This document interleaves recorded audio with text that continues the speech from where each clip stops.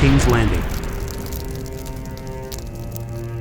Tyrion Lannister leads the defense of King's Landing against an assault by King Stannis Baratheon in the Battle of the Blackwater. He spends the night before the expected siege in bed with Shae, telling her she can still leave the city, but she stays loyal to him. Tyrion has Varys provide him with a map of the tunnel network beneath the city.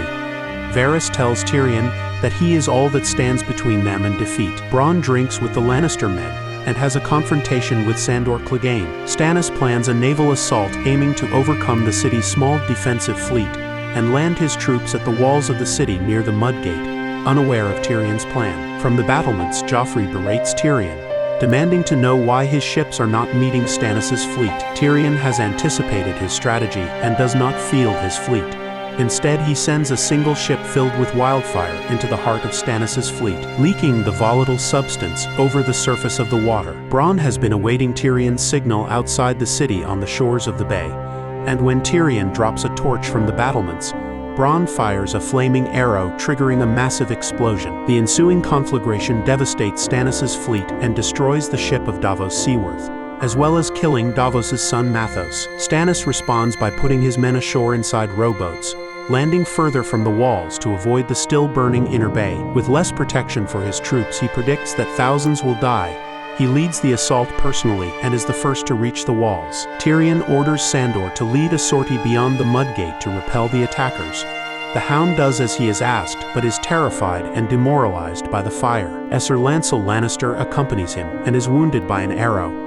Bronn joins the fight in time to save the Hound, who is petrified by fear at the sight of burning men. The Hound retreats after losing half of his men and refuses to go out again. He demands wine and walks away from the battle and his place in the Kingsguard. After saying in the presence of all, including the king, "Fuck the Kingsguard, fuck the city, fuck the king," Queen Regent Cersei Lannister offers protection to the ladies of the court in Maegor's Holdfast. Queen Regent Cersei Lannister offers protection to the ladies of the court in Maegor's Holdfast. Grand Maester Pycelle and keeps the headsman Ser Ilyn Payne at her side at all times, preparing for the worst. She drinks wine heavily during the assault, and seems to simultaneously torment and mother her captive Sansa Stark, with matter-of-fact descriptions of the rapes that will occur if the city should fall. She also begins to question Shae, who seems to her perhaps an unlikely handmaiden. When Lancel comes to tell her that Stannis has reached the walls, Cersei orders him to bring Joffrey back to the Red Keep, ignoring his protests that it would damage morale. Joffrey willingly leaves the defensive line with Lancel and charges Ser Mandon Moore and Ser Boros Blunt of the Kingsguard to fight in the king's name. The Gold Cloak's morale is broken by his departure. Tyrion steels himself to lead a sortie of his own.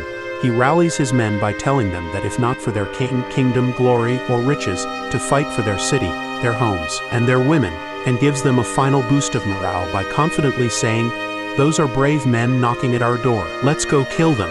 He leads his men through the tunnels beneath the city, and is able to defeat Stannis' troops manning a battering ram at the Mudgate. Tyrion is betrayed by Ser Mandon while fighting against a group of reinforcements.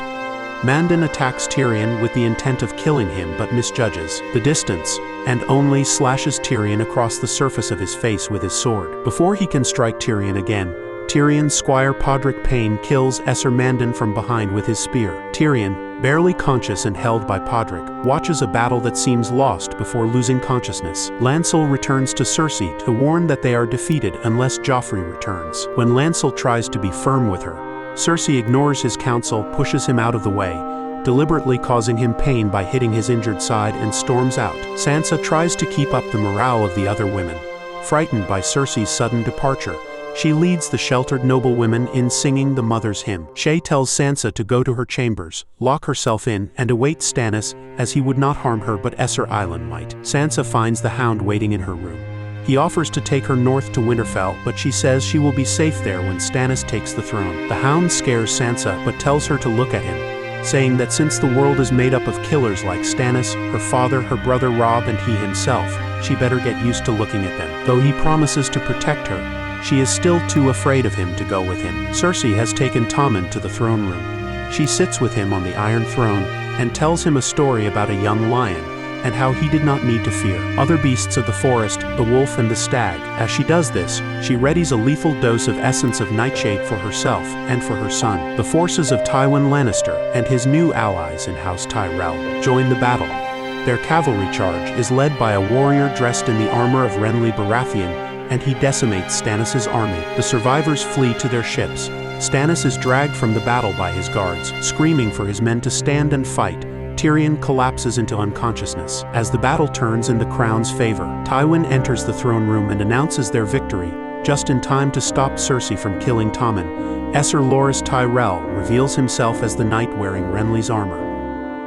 Stannis Baratheon. Stannis is the second-born son of Lord Steffan Baratheon and Lady Cassana Estermont, the younger brother of the late King Robert Baratheon and older brother of Renly Baratheon. Steffan was the head of House Baratheon and Lord Paramount of the Stormlands. The Stormlands are one of the constituent regions of the Seven Kingdoms, and House Baratheon is one of the great houses of the realm. Steffan died when the boys were young, and Robert inherited his titles. Stannis is a serious and severe man. Robert led a rebellion against King Aerys II Targaryen, deposing and replacing him as the ruler of the Seven Kingdoms. Stannis fought for Robert during the war.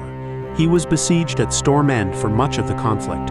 He was rescued from starvation by the smuggler Davos, who brought a ship full of onions into the castle. Stannis knighted Davos as a reward, but also punished him for his smuggling by cutting off 4 fingertips from his right hand. Davos is fiercely loyal to Stannis and saw his punishment as just. Davos' son Mathos served Stannis as a scribe. A proven warrior, Stannis went on to conquer Dragonstone, the historical seat of House Targaryen, but failed to capture the remaining Targaryen heirs, Viserys and Daenerys, who had fled to the Free Cities with the assistance of loyalists during a rebellion led by Balon Greyjoy. Stannis destroyed the Iron Fleet and captured Great Wick. Stannis and Robert never loved one another. Despite Stannis' service during the war, Robert made their infant brother Renly, who was too young to have fought in the war, Lord of Storm's End, following his victory, which Stannis took as an affront. Stannis was given Dragonstone and served on his brother's small council as Master of Ships, though not outright cruel or malicious. He is a stern and humorless man, making him the least popular of the Baratheon brothers. He married Celes Florent of Brightwater Keep. They have a loveless marriage and only a single child, the daughter Shireen Baratheon. Despite his animosity towards Robert, Stannis is also highly antisocial and prefers the solitude of Dragonstone in comparison to the company of his brothers. He later converted to the Lord of Light under the influence of the Red Priestess Melisandre. His household have largely followed his conversion. He has adopted the flaming red heart of the Lord of Light with the stag of Baratheon in the middle as his sigil. Stannis is first mentioned during a conversation between his younger brother Renly and Ser Loras Tyrell, in which Loras suggests that Renly could take the Iron Throne himself. Renly points out that he is fourth in the line of succession, behind his nephews and Stannis. Loras claims that no one would support Stannis for the crown because he has the personality of a lobster. King Robert tells Eddard Stark that he does not love his brothers, and considers Eddard to be his true brother. After King Robert's death, and realizing the truth of Joffrey's parentage, Eddard decides to back Stannis as the rightful king. Renly offers to help Eddard take Joffrey into custody, but only if Eddard backs Renly's own claim to the throne. Eddard angrily rejects the suggestion, pointing out that Stannis has the better claim and is a skilled battle commander and leader. Renly counters that Stannis is a good soldier like Robert, but like Robert may not make the best king. Eddard later sends a letter to Stannis at his fortress stronghold of Dragonstone, informing him of the situation. Littlefinger also advocates backing someone else, Joffrey or Renly, and manipulating them from behind the scenes, since Stannis claiming the throne will plunge the Seven Kingdoms into war. Eddard is adamant that Stannis is the rightful heir. Varys tells Eddard that Queen Cersei is more concerned about Stannis than anyone else, including the army that Robb Stark has raised. Stannis is a proven and experienced battle commander, and is known to be utterly without mercy to his enemies. Eddard replies that Stannis is the legitimate heir to the Iron Throne, to Varys' disappointment.